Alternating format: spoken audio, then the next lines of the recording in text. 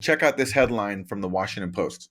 Federal authorities charged 4 Americans with roles in a malign campaign pushing pro-Kremlin propaganda in Florida and Missouri, expanding a case that charged a Russian operative with running illegal influence agents within the U.S. So if you watch Useful Idiots, you'll remember this case. We interviewed one of the figures who's now been charged by the Biden Justice Department. His name is Omali Yeshitela, and he is the chairman of the African People's Socialist Party. Back in the summertime, they were raided by the FBI with stun grenades and lasers in both Missouri and Florida. And the FBI basically accused them of being Russian agents. And this is the formal indictment in that case. And if you read the indictment, they basically are accused of not registering as foreign agents while pushing political positions that the Justice Department says are in line with the Kremlin. And they detail the fact that these people have interacted with some Russian nationals and even accepted a small amount of money from them, like in the hundreds of dollars. But yet this is somehow worthy of an indictment accusing them of being unregistered agents. And so here's the reaction. Here is Caitlin Johnstone, the writer. She says this. Wait, so Biden's Justice Department just arrested 4 American leaders of the African People's Socialist Party for engaging in political activity that allegedly serves Russia. How the F is that legal? And she's saying, how is that legal to bring this kind of case over people's political speech? You know what's ridiculous, especially, is using the allegation or the fact that they receive money from an individual as if that proves some kind of conspiracy. This is an organization that really is fueled by donations. I mean, that's a large part of what they do, is that they collect donations and then they use that money to fund various projects. It's almost like for them a form of reparations. So, you can find lots of people who donate to this. And just because you have someone donate to something who is from another country, if that makes you a foreign agent, then we could all be really screwed just from getting a donation from someone else. Yeah, and in this case, the amount of money is so negligible. Right, that's the other thing. And to your point, exactly. Even if it was substantive, like the idea that they're acting as agents of Russia when they're just in reality promoting political narratives that the U.S. government doesn't agree with. For example, right. They're critical of U.S. foreign policy when it comes to Ukraine. And this indictment spins all of that as somehow pro-Kremlin propaganda, when really it's just free speech. So here's Glenn Greenwald with his take. Glenn says, this is an absolutely remarkable and chilling indictment. Several American Black leftist groups and activists are being charged with felonies for posting memes and other political content against the war in Ukraine, protesting racial injustice, allegedly on behalf of Russia. So let's go to our interview that we conducted last summer with the chairman of the African People's Socialist Party. He is one of the people now indicted. And this is him describing the FBI raid on his home in St. Louis. Explosions began to happen all around the house. These flashbang grenades were going off. And I was to learn later that they had actually penetrated into the back stairwell in the house and had detonated these flashbang grenades in the stairwell. And but I didn't know at the time where it was coming from. And so I asked my wife, who's also a leader in our movement, to let me go down first. And she should get on the phone to contact people, let them know what was happening, that we were being raided. And she tried, but unsuccessfully, because they had jammed our phones, so we couldn't communicate with anybody. So I went down the stairs, and as soon as I was exiting the stairwell, in front of the house, there was this armored vehicle, and I could see these camouflage wearing FBI agents, and I don't know who else there. And bouncing off my chest or hitting me in the chest were several of these laser dots that comes from automatic weapons. So I was sure that they were going to kill me at that moment. And my wife was following me out of the house. And as I opened the door for her to come down the stairs, a drone passed over her head, going up the stairwell into the house.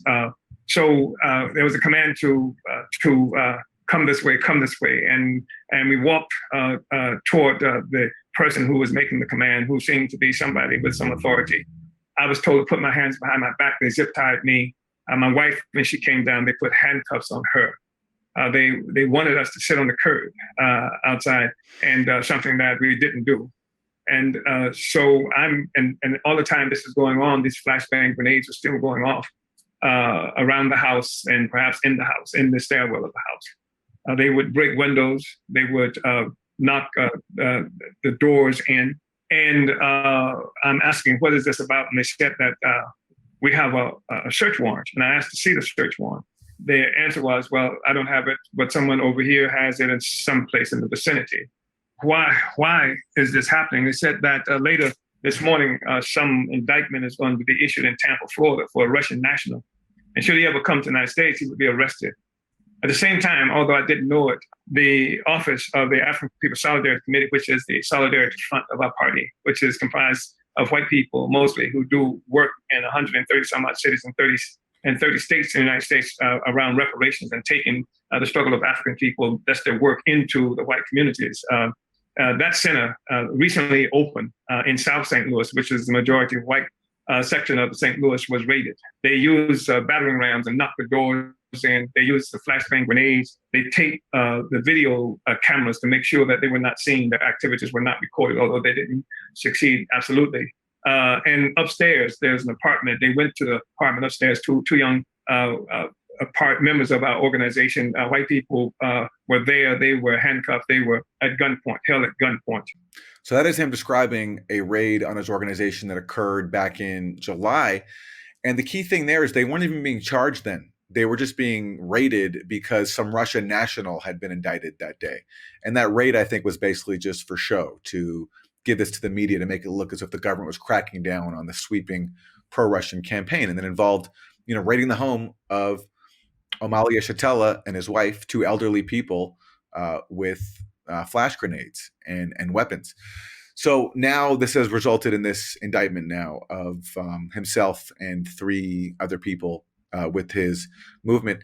And in our interview, he also talked about how this takes place in the long-standing tradition in the U.S. of basically trying to target Black activists by painting them falsely as Russian pawns. So this is what Amalia Shatella said about that. But it's insidious because this is the same FBI that integrated itself for the purpose of more than 100 years ago, for the purpose of infiltrating the movement led by Marcus Garvey. That's the first Black person they brought into the FBI, was for the purpose of destroying the Garvey movement that had 11 million followers all around the world, especially in Africa. And of course, we know the history, Martin Luther King, and how they hounded King and even tried to get him to commit suicide, the things they did to Malcolm X. And that's just Paul Robeson, who was brought before the House of Un-American Activities Committee. Where are you, or were you ever a member of the Communist Party? Kind of garbage that, and like Russia somehow has always, in most of this, except for Garvey, there's this specter of Russia that's someplace being used because it's one problem that they have is the history that the United States government and most of Europe, the history that they have with Black people in Africa and every place else. So to say that we are continuing that war to maintain the captivity of Black people and to frustrate any effort that they may be making to be free, they're not fighting Black people, they're fighting Russians. And so rather than fight Russians in the real world in St. Petersburg, Russia, they're fighting Russia in the Black community of St. Petersburg, Florida, and in St. Louis, Missouri, which is absolutely ridiculous. He's 81 years old. He's 81 years old. Yeah. And Looks was great. target of this raid on his home. And now he's a subject of this indictment. And this, to me, results from years of russiagate mania. Liberals were conditioned to believe that the government was seriously concerned about protecting them from malign Russian influence. And when they were doing that to go after Trump and his associates and accusing them of being Russian pawns, everybody cheered. But this always was the purpose of this kind of McCarthyite atmosphere, which is that anyone deemed to be inconvenient to the national security state is going to be tainted as a Russian pawn.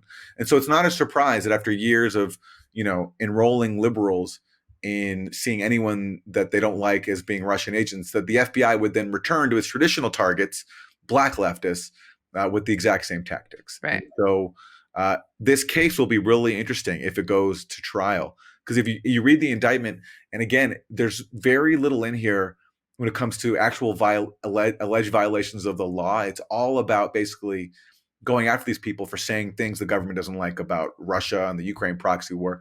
And there's even a line in there where in the indictment where it says that Russia has long spread propaganda for many aims, including to undermine Western sanctions.